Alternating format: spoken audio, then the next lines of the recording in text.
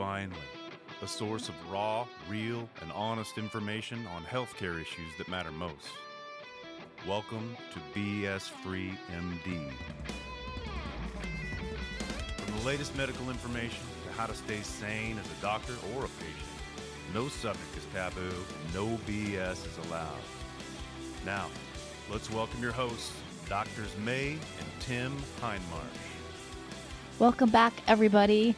Hey, I'm flying solo this week for the introduction for you all, since Tim is out and about having fun at Sturgis. There you go for all my Canadian friends and lovers. Can you catch the accent in there? So, hope you're enjoying your summer. This week's episode is super fun. We are having a great discussion with our friend Dr. Sabine Hazan again this week. And in case you missed it, I want you to go back after this to episode 52, back last December, where we talked to her on the episode called Eat Shit and Live. That's really amazing. That got great feedback. Dr. Hazan is a very well-known and respected gastroenterologist who practices out of Malibu, California, and she's joining us on this episode today where we talk about a campaign she started on Twitter and Instagram called Suits versus Lab Coats, and her opinion on the suits telling the lab coats what to do. So before we dive into that pre-recorded episode, I also wanted to mention our sponsor this week, which I am over the moon about. And as you know, and if you follow our Instagram, we love them. Our sponsor is New Leaf Hyperbarics and Wellness Center from Eugene, Oregon. And it's amazing. Hyperbaric therapy is so good for your body in more ways than one. How it works is that hyperbaric oxygen therapy is really a non-invasive treatment that strengthens your body from the inside out. And it works by saturating your body with oxygen to promote healing and growth. And it's known to benefit people of all age groups and lifestyles, from professional athletes to stroke recovery patients and, the weekend warrior athletes that get injured, including myself. So regardless of your background or health, hyperbaric oxygen therapy benefits your overall well-being. Check them out in Eugene. They're located at 1200 Executive Parkway, and they have a great website as well. There's so many benefits. You will love it. I am a firm believer in how it helps my orthopedic injuries recover. And so I love them. All right, everybody, hang on. Here we go into the show. All right, everybody, we are back, and I'm super excited to have back our friend, Dr. Sabine Hazan, your friendly gastroenterologist who loves to talk about shit. And today we are talking again. This time, however, though, we're going to talk about a little campaign she started on Twitter that is still tweeting and is still present, about the suits versus lab coats / scrubs, and what the intent was. And I mean, it's such a powerful campaign. And anyway, I'll let her explain. Welcome back, Sabine. Thanks for being here. Thank you. Thank you for having me. Yeah, it just came to me because it's sort of like, you hear all these people talking about, medications and diseases and what you should be eating or what you should be taking. And it's, I put myself in the shoes of the consumer, and, let's say you have an obese problem. You're obese, right? And you want the newest pill. And someone's selling you this pill, and all of a sudden you believe in it and you take it, and it actually messes your gut more than anything. So it dawned on me that I think people need to be awakened to the power of who's telling you the information. Is it coming from a suit who's selling you a snake oil, or is it coming from a lab coat or a scrub who's selling you a snake oil? And even within the lab coat, there's those lab coats that are really suits too, right? Mm-hmm. So I wanted to kind of bring back the idea of the suit versus the lab coats, because here we are, we went through medical school, we went through residency, fellowship, board certification. I'd like to know that my 16 years of medical training wasn't wasted, and that my voice has a meaning, and that it's heard a little bit more than the person that just graduated business school from USC or whatever, So it's like, why are we listening to a suit about our healthcare when we should be listening to a lab coat, right? And this is why we take board certifications, and this is why we go to residency and fellowship and all that. So I think we need to start paying attention to people that have credibility, especially when it comes to COVID. The thought that first comes to mind is, the credibility factor is really hard, because we live in this sort of sensationalized culture, and you get your 400 characters on Twitter, or you get your 1 minute at a time on Instagram, and the for whatever reason, sort of the wacky tends to be emphasized when we have people on kind of both sides of the COVID argument that have been incredibly well trained and very experienced. Peter McCullough, Jay Bhattacharya. None of these guys, the Great Barrington people, they weren't claiming magnetism in the vaccine or mind control or any of this stuff that kind of gets way in the tinfoil hat world. They're just saying, hey, we need to look at all risks. We need to look at early treatment, and we need to understand, that it takes a long time to develop vaccines, and these things may not be, what they initially appear. That sounds like common sense to me, but they're immediately dismissed and censored. So how do you get around that, where, even some of the most credible people that were just asking questions and amazingly seeing sick patients as doctors just get trashed by, the big media conglomerate? Like, to me, that's the biggest story of COVID. That's the biggest one story. Message. 100%. And I think, there's a little video of mine that actually went viral on Instagram and Twitter and whatever. And it's actually a small portion of a video I did talking about treatment, right? And and you could see me very passionate in the video talking about, why are we listening to the people? You've treated 1,000 patients, you've treated 5,000, 10,000. That's the path we should follow. Those people that have succeeded in treatment. Why are we listening to the people that have read books or reading articles on treatment but have never really touched a patient, right? And that to me is the biggest problem, is we have listened to people that have an incentive, right? These doctors that are paid to sell a product, and academic centers that are paid to sell a product. We are not listening to the people that are on the front line touching these patients. Remember, when you look at the book of, Dr. Fareed and Dr. Tyson, they took care of 7,000. I think now they're up to 14,000 patients that they've taken care of, right? And these are like two doctors on the front line, exposed to patients all day long. And I've said that, I tweeted about it. In a normal world, these guys would be receiving a Medal of Honor for risking their lives to save lives, right? Think about how many people hid in their basement, how many academics, doctors hid at their houses, even people from the government that stayed home, never touched a patient. So don't talk to me about, saving a life and what I should be giving to save a life when you haven't even exposed yourself to touching a patient. Risk your life, expose yourself to patients day in and day out, and then tell me treatment doesn't work, right? But until you've done that, you're not equipped to talk about that, in my opinion.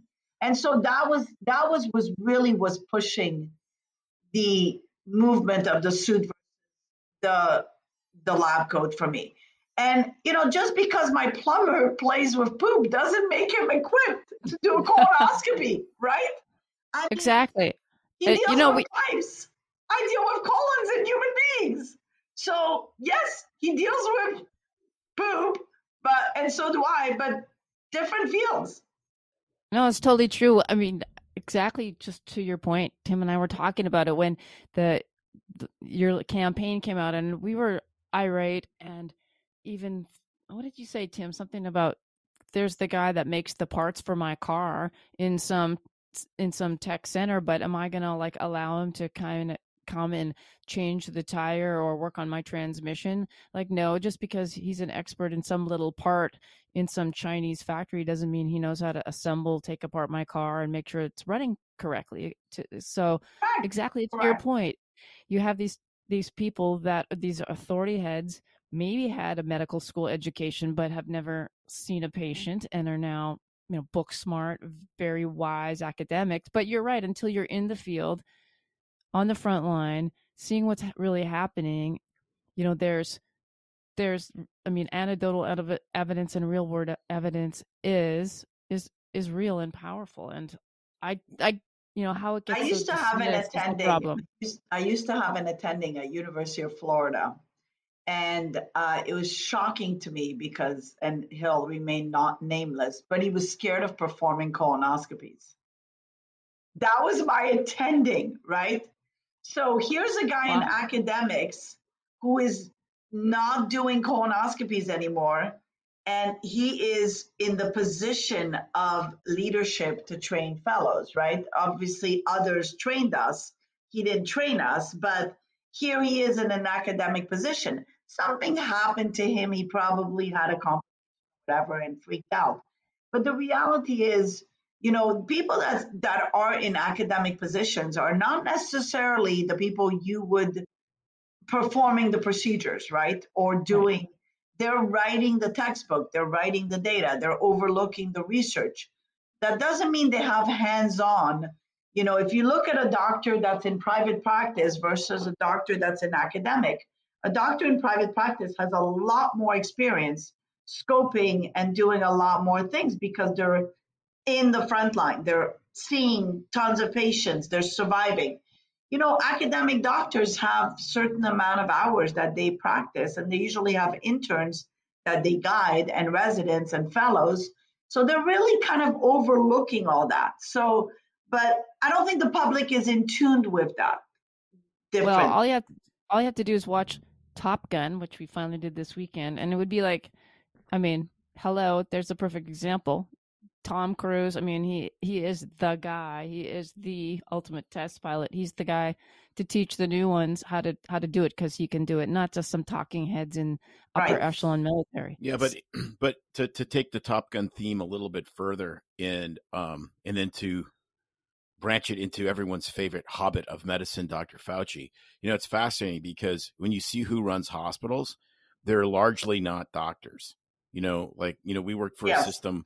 They get an MBA and whatever. They have a business degree. They were in business. Then they get a master's of hospital administration, and then they administer a hospital, and they're controlling millions of dollars and talking to people that are wildly more expert than they are in medicine. But they have that job, and they're hiring and firing doctors. Like, it's completely bizarre.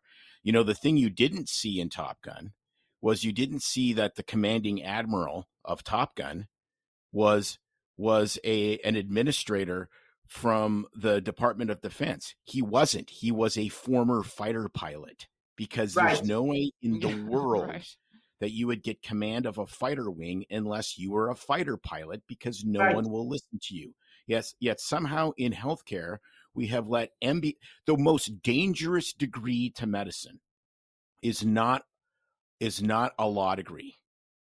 It's an MBA. Yes. MBAs are killing medicine. That is, yes. It's worse. First of all, it's quite a worthless degree. It's way too easy to get. So this, the filter for the geniuses you get that can get an MBA is damn near a Cracker Jack box. And then, you're a salesman. I mean, you're a salesman.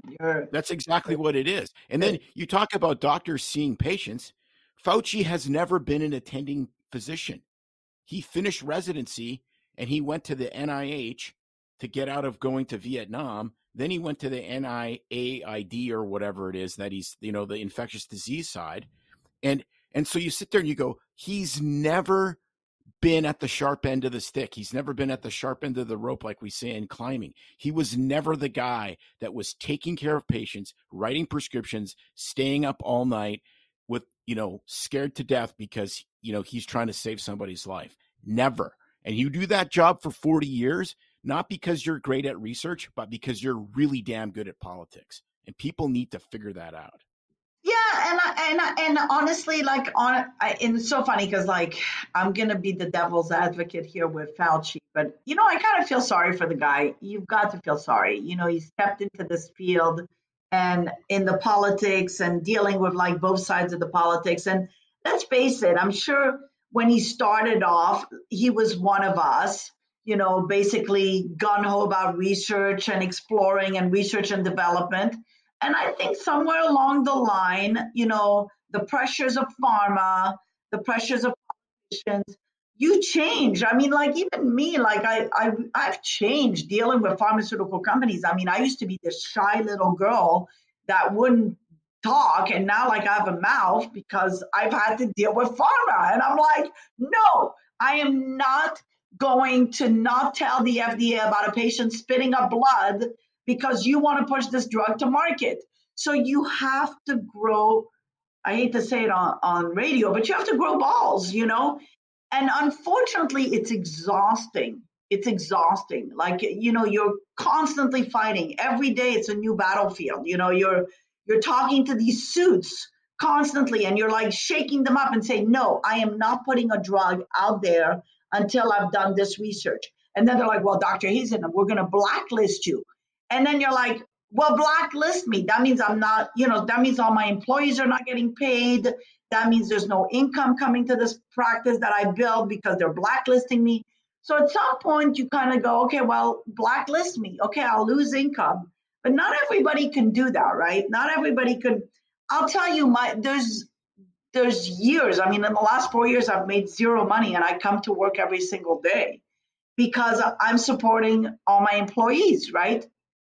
And it's very tempting to take that grant or to take that job from a pharmaceutical company to say, yes, you know what, I'll get that $1 million.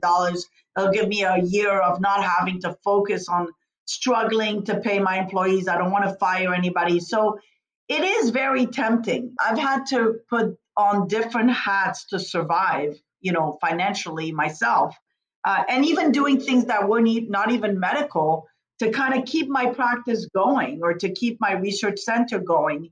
I've done weddings and things, that are just completely off to say, well, and my kids are like, Mom, why are you doing so many companies? And I'm like, well, when one company's down, the other one picks up to support my research and my thing. So constantly retransforming myself. So in a way, I do feel sorry for the men because I do feel I've been in the shoes of dealing with pharma, and it's exhausting because they have each company raises millions of dollars to push their idea, their hypothesis. Could you imagine the gamble? I did a study with Nestle. It was a great study. And they messed up with, they didn't mess up, but the company kind of messed up with the placebo versus the drug, right? They mixed up the compounds. And so the whole drug went to nowhere. They lost $13 million. But Nestle's a good company, right? They're not the type that's going to go, well, Dr. Hazan, we're going to blacklist you if you don't push the drug to market. You know what I mean? They're a good, solid company. So I feel for them because they had the pressures of losing 13 million and venture capitalists breathing down on them. But you know what? They're a good company. They make a comeback, right? So good companies that do things right, they lose one part and then they come back. I don't support companies that are the bullies that say, look, our way or the highway. It's research. And so, it's hard to stay vigilant. It's hard to stay in business. It's hard to stay in the trenches and to remain a physician. And I think, to quote Dr. Osler, he used to say that medicine is an art, but it's also not a business. And it really is that ability to show our strength in hard times, to not become a business, to force ourselves to say, we are better than that. We are doing it for the right of humanity, and therefore we're going to not be biased by the finances. We're just going to keep being straight. And it's bravery and it's strength. And unfortunately, not too many physicians have that ability anymore. We've lost that. Look, you guys are like strong as physicians and you're outspoken. Why isn't there more? Why aren't there more physicians speaking? They're all seeing, complications. They're all seeing of medications. They're all seeing, what's going on. In GI, for example, we are seeing drugs that, we were told would be fixing C. diff, right? And when you start using those drugs, you get 20%, 50%, 65% success.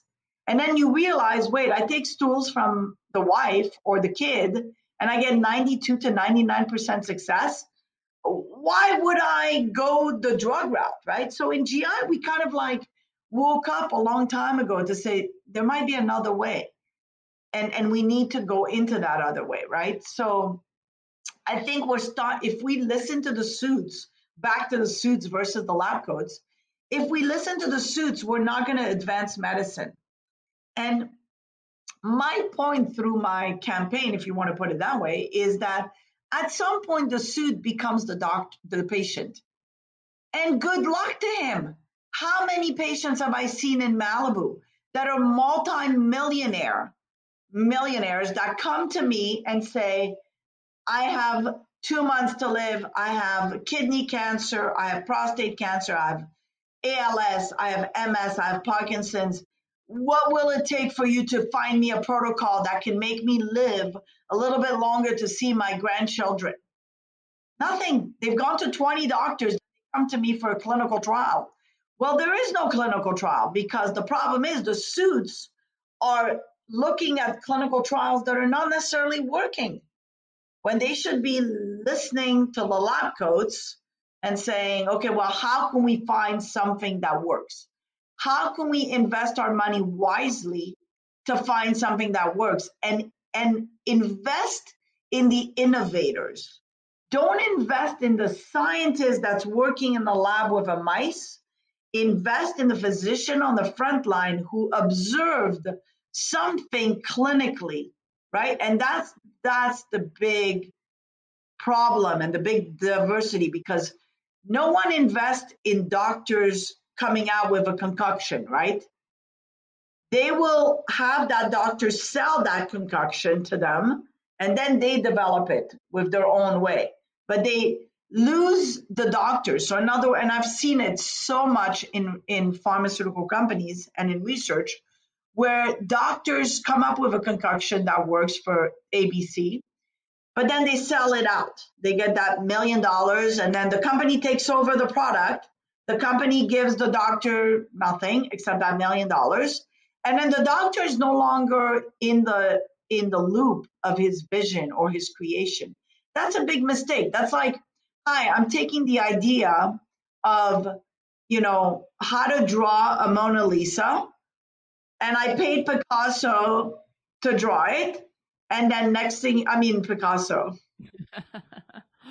Da Vinci. Da Vinci to draw it. This is my day today because it's like chaotic. I want to see Picasso draw. I want to see okay, I pay. Yeah, you could pay Picasso, but I want to see the Picasso. I paid Da Vinci to basically redraw it and show me how to do it, but then I don't keep him in the loop of the creation. It doesn't happen. Medicine is an art. If you have an experiment and an idea of how to fix the patient, you've got to explore it, and you've got to have support to explore it. So so 3 thoughts. No, if I can even remember. Picasso's my favorite, by the way. That's why I always think of Picasso. Yeah, because he's like, you have to think when you look at his art. Mm-hmm. Yeah, I'm hooked on Van Gogh right now. Well, yeah, Anyway. because you're into the flowers and the beauty and the Yeah, and I beautiful connect with, people and see. sadly I connect with the struggle he had with the mental illness when I was younger. So I really get that deep sort of stuff. But anyway, that's for another show that we did. So so I'm thinking, you know what you said about people like us who actually aren't afraid to speak up. I mean, Tim and I are at the point in our careers where we kind of have nothing left to lose, Right. real, and we don't give two f's anymore because we know what's truth, and it's like, too bad, I'm not going to settle for just selling out, and we can do it. But so we're feeling like almost like dinosaurs. And so there's that part of, what is it about the younger generation, I would say, that they don't know any different. It's the big ticking Yeah, I think our generation, utilitarian. yeah, I think fear. I think, our generation, well, our generation was trained differently too. The new generation is basically interested in working 9 to 5 and taking on like a hospitalist job or working for a practice where they can have a lifestyle. They're not into the, 36-hour shifts that we did, right? So we've gone through the ringers with, I remember doing 36-hour shifts. That's not even a question now. No. But I think that was all part of training, right? So I think our generation, we're at the stage, you and I, where, yeah, what do we have to lose? I mean, there's, when you find the meaning of life, will there be enough life left to live meaningfully? And will you contribute to life? And that's where we're at, right? We're at the level where, look, time is ticking for all of us. We're realizing we're gonna go on, and we have to do the right thing to make sure that the planet stays in balance, or do our job, right? So to me, that's how I see it anyways. I'm like, I'm in a fight against time to make sure that we don't destroy the microbiome of humanity, because what I see is not is sad for me and is scary, because I see what's going to happen in 100 years from now with the microbiome. And I see it now with the long haulers and the injured patients, and the disease. If you look at the phylum of Africans versus the phylums of people that live in the city, it's completely different. They have like 8 to 10 phylums. Right now we're at 3 phylums, and it's disappearing to 2 phylums. That's a wake up call for me, because then I start thinking, well, what happens in 100 years from now? Does that mean human beings are no longer going to be alive because there's going to be a disappearance of phylums in their guts? We've lost diversity. You look at a farmer who has a ton of microbes and ton of diversity, and then you look at a person that works at the stock market who has no diversity, super stressed, drinking 10 cups of coffee, drinking alcohol, you know that there's a problem, right? Because that's what I see. So of course I'm going to speak up. And it was interesting because at the beginning of the pandemic, I was so excited because I saw that treatment worked. I mean, I had treated so many patients at the beginning, and my friend who lives in my neighborhood in Malibu said to me, "Oh my God, you should scream it from the top of your lung so that everybody knows treatment works." So my way of screaming it was to post my clinical trials on clinicaltrials.gov and collaborate with Dr. Peter McCullough and Richard Urso and Pierre Corey and all that. That was my way of screaming it, because I felt, well, if I train 10 doctors, if I train 100 doctors, then they're going to spread the word to the patients, right? But here we are. It was screamed and we got censored. So what does it say about humanity and society when you have something that you've seen a miracle and you're not even allowed to say or talk about it? Could you imagine? I mean, like, Well, what does it say? that's what's happening. And Tim, as Tim says, and and I say, we as doctors, you and I think our generation has also given it away to the suits. I mean, we're to Yes. blame. And so how do we take that back and have inspire even the younger generation of physicians, but how do we take it away from the suits so that we're not getting censored, so that we can say, no, damn it, we're on the front lines, we're clinicians, we're the ones taking care of people, and you guys need to get the F out of the way. Well, right. Yeah. And I think that's the mission that I started in a way with Progenibiome, not to sell out my genetic sequencing lab to a suit. And even though like it's a struggle, every month we're spending tons of money on these stool samples that are super expensive, and having to figure out a way to kind of like sustain the research, right? Because it is research. We're at the beginning of the research. I always tell people, this is a research stool assay. We are learning as we go. We keep you in the loop as we go. As we learn about microbes, we will let you know what we've discovered. As we see more diseases, we will continue. So but people have come up to me and said, well, sell your company. At the beginning of the pandemic, it was like 10 million. Then it went up to 45 million. Then it went up to $185 million for Progenibiome. And I'm like, well, thank you very much, but I really want to keep it. It's my vision, and I want to be the one steering the boat, right? But unfortunately, the suit likes to control the lab coat. So hopefully I stand here not, kind of as a role model for other doctors, that if you have a vision, if you have an idea, patent it, hold on, develop it, invest in yourself. So the young generation, I encourage them that if they have an idea, not to sell it out, to patent it themselves, to develop it, to follow it, to see the side effects versus the non-side effects, because only if you're behind the product can you stand proud or not proud of developing it, right? I didn't want to sell out because I didn't know what I was selling, and I don't want to be the person that's like, I sold shit, because I'm selling shit, but I don't want crap to be shit, it has to mean something. So if my peers agree on it, if there's a consensus, hey, I'm on the right path, and we have a validated assay, and yes, it's working, and everybody agrees on it, and nobody can dispute it, then yeah, it's gold. Because I believe research needs to be valid, verified, and reproducible. If it has those three components, and the peer review process is just that, to say Sabine's right, Sabine's not right. So I was, I started back in the academic world a little bit. I mean, with Progenibiome, I kind of went back to research because I was doing research at University of Florida in my first year, and I actually graduated with the Dean's Research Award when I finished.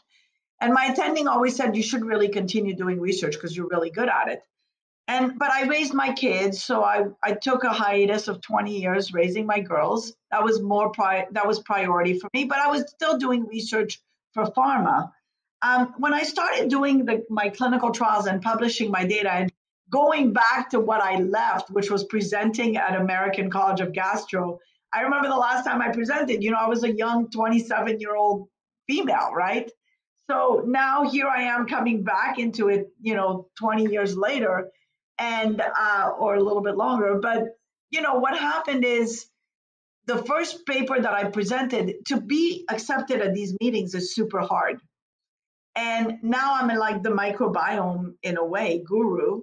So to have my papers, I had 5 abstracts accepted by the committee at American College, 5 out of 5 abstracts accepted for presentation at the American College of Gastro, tells me that I'm on the right path. It tells me my peers appreciate my research. My peers are listening, are paying attention.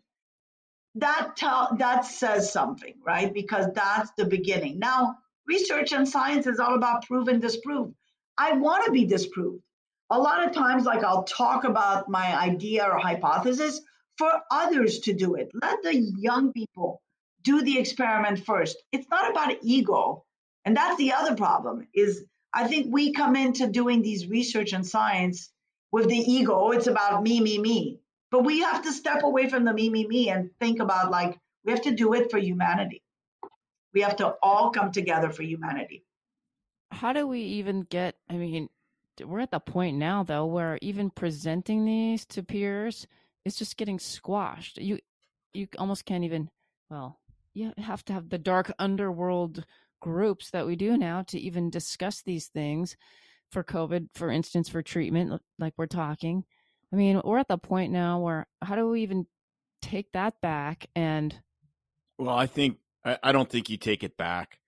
I think it's gone. I mean, you don't take it back. You create something different.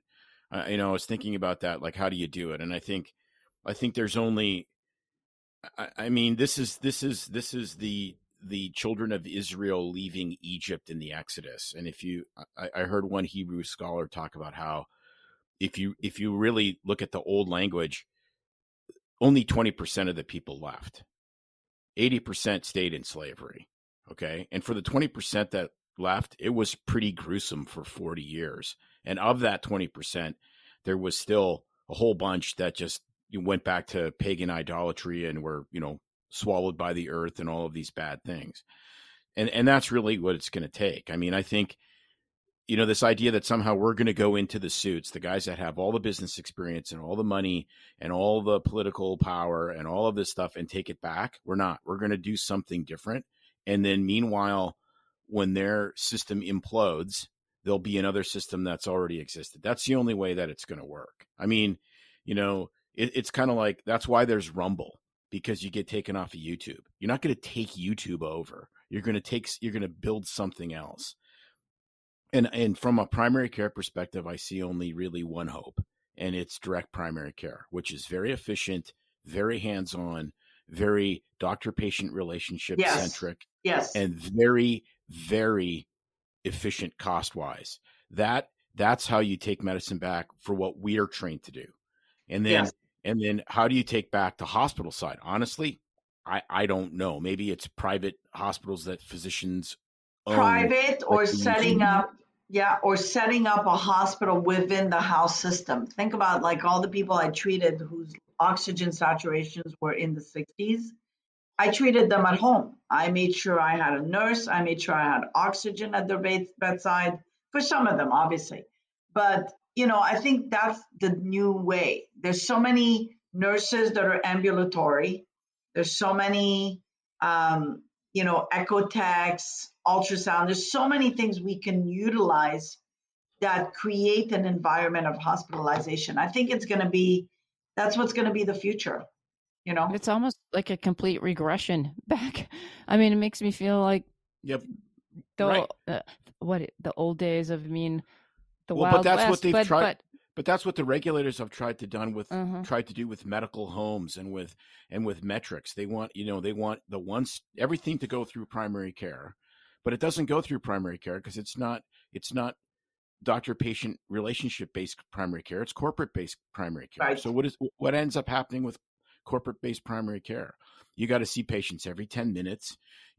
Another 10 or 15 minutes of that is added to that visit with, an interview with the medical assistant to make sure that your spouse isn't beating you up and you're not depressed and there isn't 9,000 other new medications that we can add. That's what never ceases to amaze me is that, like, you don't have to be an academic. You don't even have to know how to read a study. You just have to have common sense.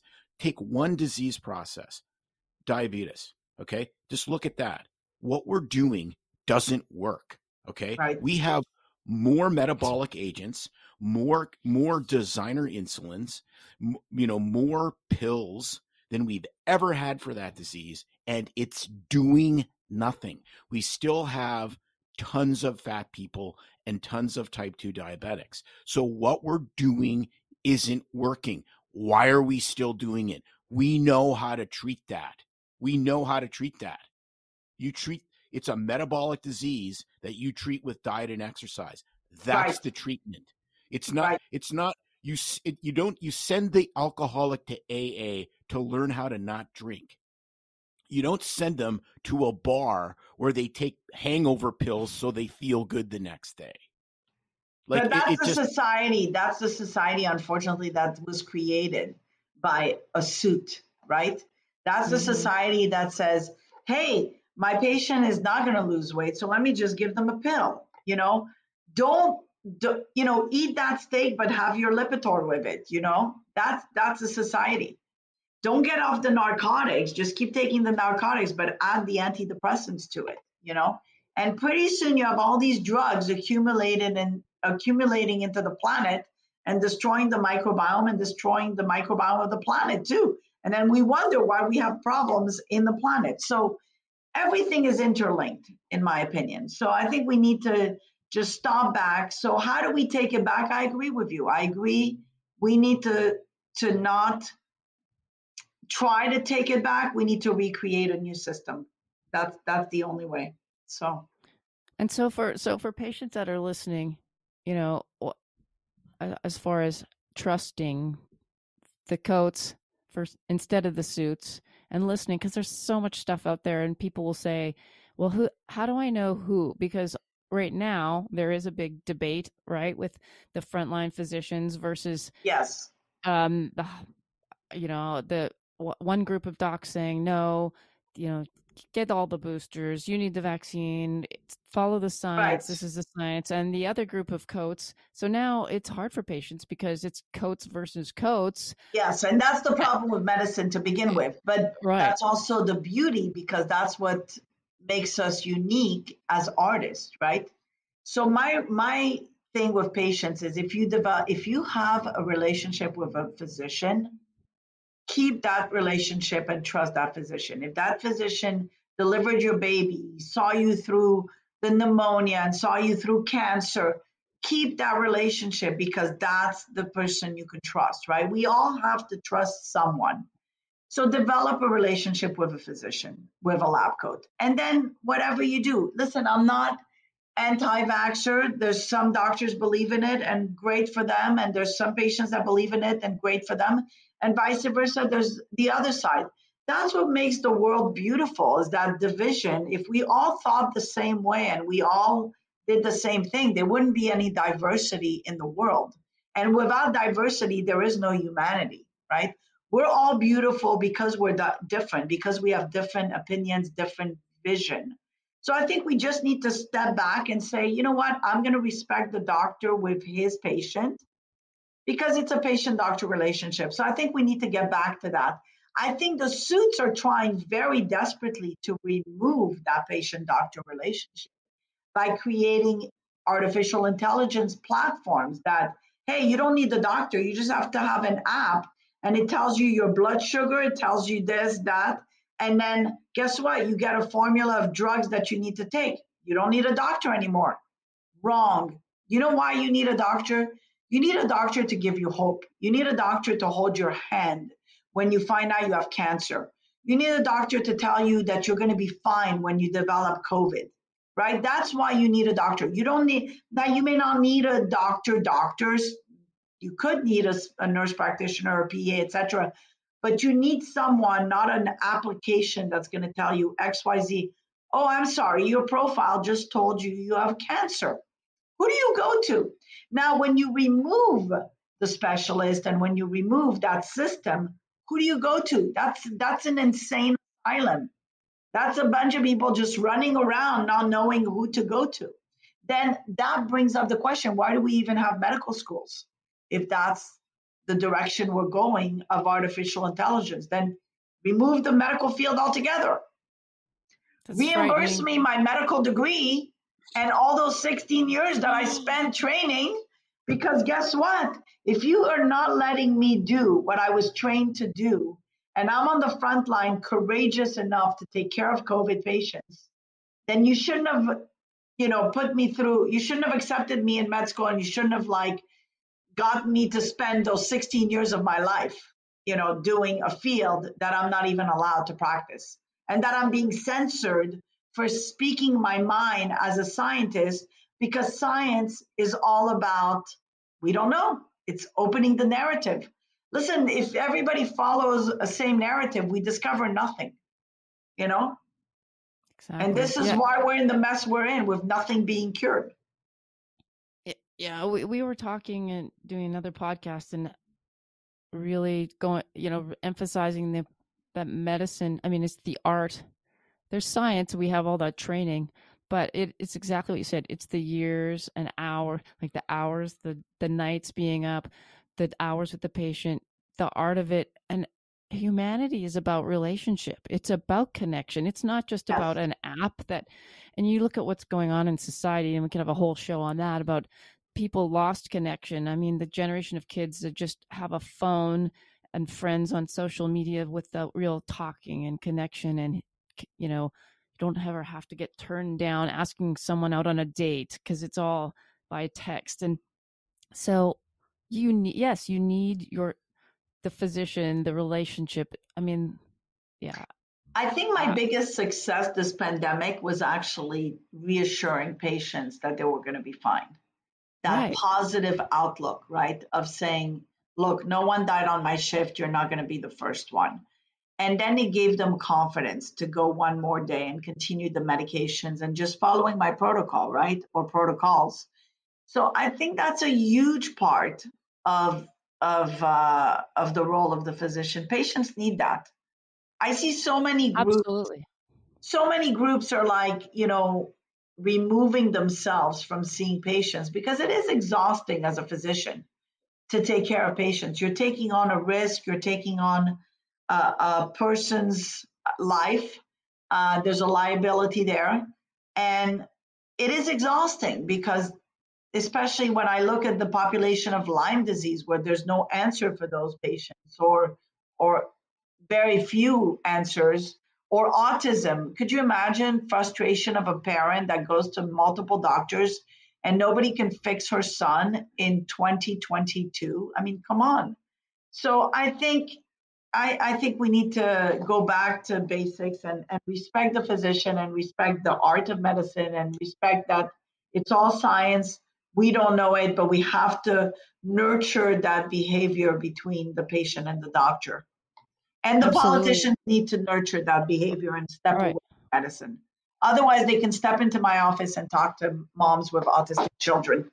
But until then, I think politicians should just do what they're doing, which is trying to get elected and stay away from medicine. And the media should have no word about medicine. They've interfered with research enough, talking about drugs and protocols and journals. I mean, they quoted the Lancet on that BS study of hydroxychloroquine, which was written by a sci-fi novelist. And they never apologized for it. Remember that 96,000 patients supposedly that, 96,000. I'm like, really? Four people reviewed 96,000 charts in a month? I can barely get my act together of looking, and they interviewed 96,000 patients to ask them if they smoked. Oh, well, it's artificial intelligence. Oh, and I'm going to trust a computer to take a history of smoking or surgery or medications. Please, you guys know, you take a history from a patient, they fill in these questionnaires. Half the time, everything's missing. Like, I remember a patient came to me and I was doing a microbiome study, and his profile kind of looked Parkinsonian. And in his history, he wrote no past medical history. So I'm like, wow, that really looks Parkinsonian profile, right? And because like my other patients, right? So I called the patient. I'm like, are you sure you have no past medical history? And he goes, oh no, I have Parkinson's. I'm like, dude, why didn't you put it in your electronic record? So this is what I'm talking about. I know, it's funny. If you count on the patient to tell you, good luck. If a computer counts on the patient to tell you the history, good luck. How many patients do you have to like drag out of them? How many drinks do you drink? Right. Sometimes it can take months. The first step is you give them the sheet of paper to fill in the waiting room, and half the time they do page one. They're like, oh, I didn't know there's another side, of course. And then it's the fill in your medications. Oh, I forgot. And, it is comical. And honestly, even myself, sometimes I'm like, I don't want to put that down. What does the doctor really care what I had 20 years ago? Do they really? So, I mean, we can be just as bad. But that's Absolutely. the art of taking a history, right? Right. Exactly. That's the art of letting the patient feel comfortable with you to tell you, like, for example, sexually abused. anorexics or people that have an eating disorder come to you, and they're not going to tell you they were sexually abused from the beginning. But then it takes an art and a finesse to get to that question till they tell you. A robot's not going to pick that up. And therefore, it's going to be missing in the history. So I'll always remember there was a guy that kept coming in with pancreatitis. And he swore to me he never drank, right? And he's like, no, I don't drink. And then finally, 6 months, I'm like, dude, you're on like your third episode of pancreatitis. Are you sure you don't drink? You can start telling me. Maybe you should start recording how many drinks you take. Anyways, finally on the 7th month, he came to my office. He goes, Doc, I'm an alcoholic. But it took 7 months to get to that, right? Because people don't even realize, like in his case, he probably thought like 1 to 2 drinks was okay, but then he didn't realize that he needs the 1 to 2 drinks when he wakes up in the morning, right? The eye opener, right? Oh, I need my booze. I know. We see it all the time. I mean, it's just denial. Whether it's the Big Mac or the cocktail or whatever it is. No, I had a patient. My martini. Yeah. No, it's yes. It is, and that's the problem. I mean, that's a human problem. We all think we can hide when you can't hide who you are. I mean, it is. I had a guy that was 400 pounds come in, and eventually he got a gastric bypass or something, and he was seeing another physician, and he said, you got to tell Tim that I was always telling him that I didn't eat very much, but I would eat 4 Big Macs on the way home as an appetizer before supper. And I'm like, well, no kidding. How else do you get to 400? Yeah. It wasn't from Diet Coke. Right. And patients I had a patient. I mean, I have a lot of patients that come in with reflux and they're overweight and they keep getting heartburn. They're like, Doc, your medication's not working. I'm like, well, you keep gaining weight. I mean, I can't keep giving you medications. Finally, about 5 years ago, I stopped writing medications. I said, I'm not writing you any more medication. You need to lose weight. But I'm suffering. I'm like, you need to lose weight. That's it. So, I mean, we can keep pushing that behavior and just keep writing. Or at some point we have to make our patients warriors to make them realize. And again, that's an art. That's not something that a robot can do or a pill. So. Well, and it is fascinating, like how many drugs are recreational drugs, right? Like we think of recreational drugs as, you're smoking weed or you're doing a line of coke or whatever the case may be. But, I've told people, I take Prilosec and it's largely a recreational drug for me because, my family has a long history of hiatal hernia, and this way I can drink as much coffee and vodka as I want. That's a recreational drug. If I completely altered my lifestyle, it would probably get better, and that's just me. And there's a million things like that, Yes. Mm-hmm. and it's just, how much of the whole antidepressant world is like recreational drugs. It's like your life, you need to fix your life, and then all this other stuff gets better. Yeah, but that's too much work. I want to take ownership. Yeah. Responsibility. I'll just take more insulin. And that's insulin. Again, the suit versus the lab coat. And remember, the suit comes to the lab coat when he's stressed and anxious because he's drinking those 10 cups of coffees. And he's drinking and he needs this and that. And then he wants to get back to work to be a suit again, fast. So he needs that pill quickly. So yeah, medicine is an art. And I think we need to keep the doctors and the lab coats. It's a great profession. It's a privilege for me. And I'm sure for you guys too. I take my job very seriously. It is a privilege. I love my job mainly because I get to interact with people and I get to make a difference. And every day I feel good. It's one of those jobs. It's like, I feel good about myself. I've saved a life, like this whole pandemic, I've lost no one. I feel so good about it. How many jobs can give you that feeling, right? But it was at the cost of, thousands of dollars of doing research, thousands of hours spent convincing the FDA to allow me to to do these protocols. And at the cost of being called a crazy doctor for giving hydroxychloroquine or ivermectin, at the cost of being censored. There's so many costs. But at the end of the day, it still feels good that I did the right thing. So, Yeah. and if Although 185 million would buy a tremendous amount of therapy. well, yes, but nah, then it wasn't when you're on the Maybe you're the one that needs therapy. well, Tim. I might, but that one would have been hard to turn down. It's like, okay, let me see. Do I bring the therapist on the yacht this time or not? Nah, you know what? I mean, so I'm very privileged. I live in Malibu. I've grown up with parents that are super supportive, and I was very spoiled as a kid. So to me, it was like it's about giving back. You get to a point in life where you have one car, two cars, you have your house, you've got traveled the world, and then what? What does it mean, right? It's all about giving back, in my opinion. So all of it, the money, when I was a kid, I took $100 and I burnt it and I watched it burn because I didn't want to be a slave to money. I didn't want to feel like, oh my God, I need to make money. Money comes to those who do the right. I really believe that. I think, the most important thing in life is to do the right thing, in my opinion. And it's hard. It's hard to do the right thing. Sometimes you deviate from it, but it's still important to keep the straight path and to always try to give it your best and to be, that person. I think goodness always. That's crazy. I was doing a little reading, early morning thought, prayer reading this morning, and that's exactly what the discussion was on. How do you do the right thing in a society that says to do this, whether it's to be popular or to go against the grain of what everyone's saying to do?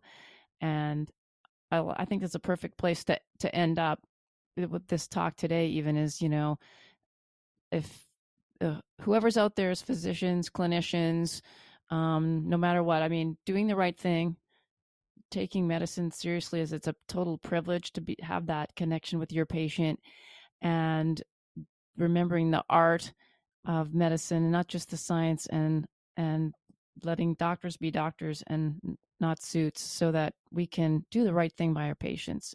That's really what it's about. Right. And know that doing the right thing doesn't always feel like unicorns and puppies. It's going to be scary. Right. It's going to be uncomfortable.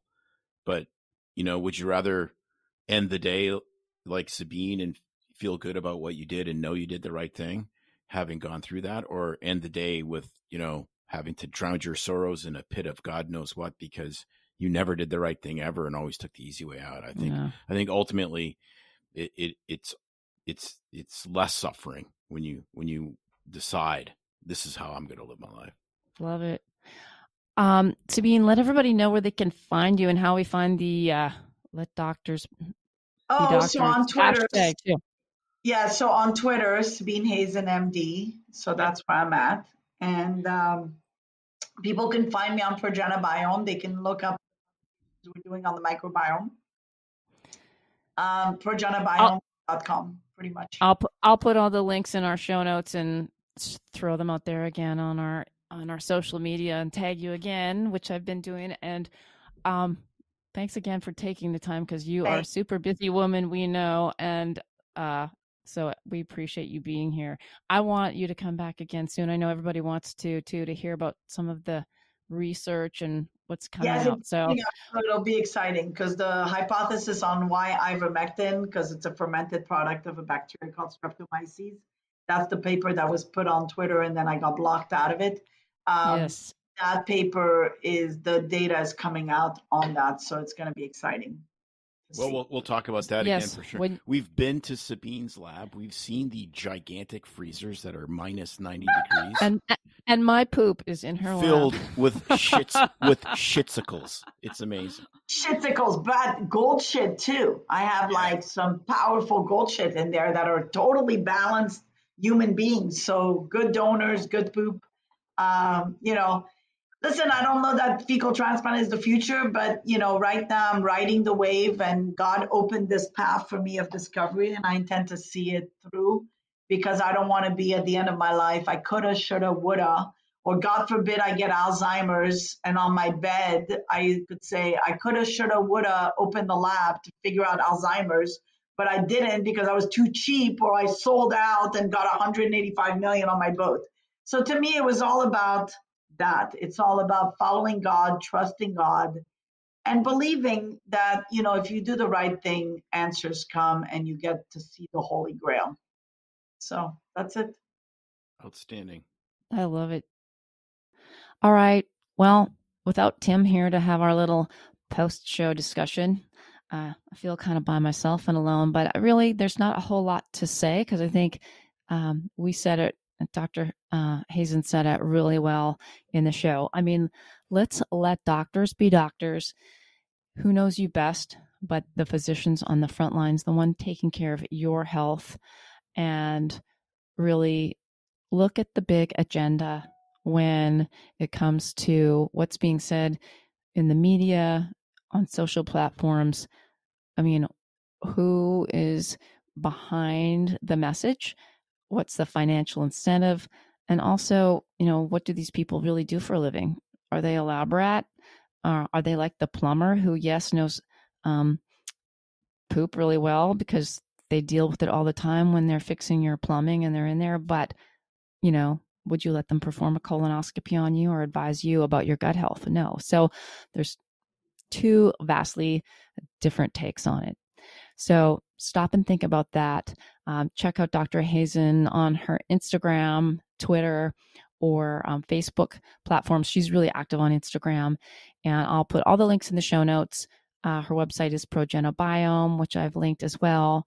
And go back and check out episode 52.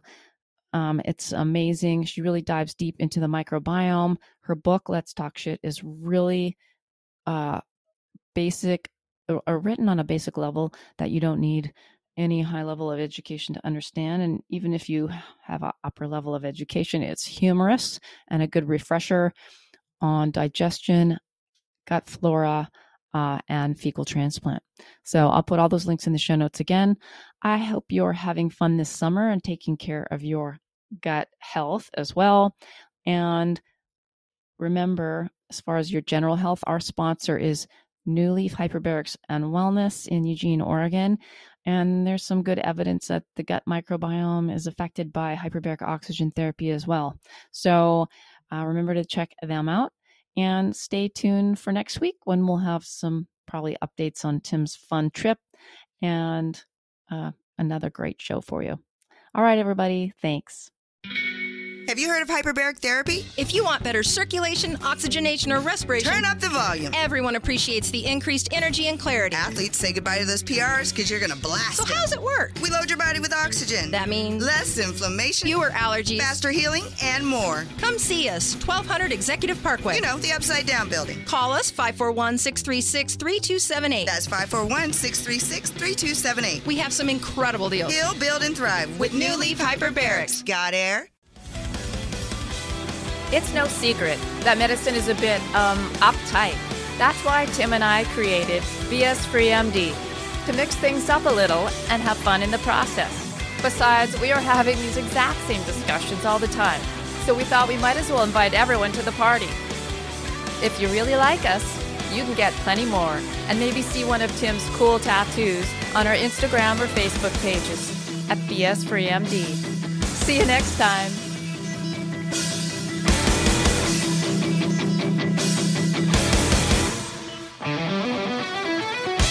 While we try to keep BS Free MD as raw and real as possible, we can't be held responsible for any medical decisions or discussions had as a result of what you've heard on the show. We know, bummer. But the truth is, we really do care about your questions. So feel free to reach out to us by email at doc@bsfreemd.com.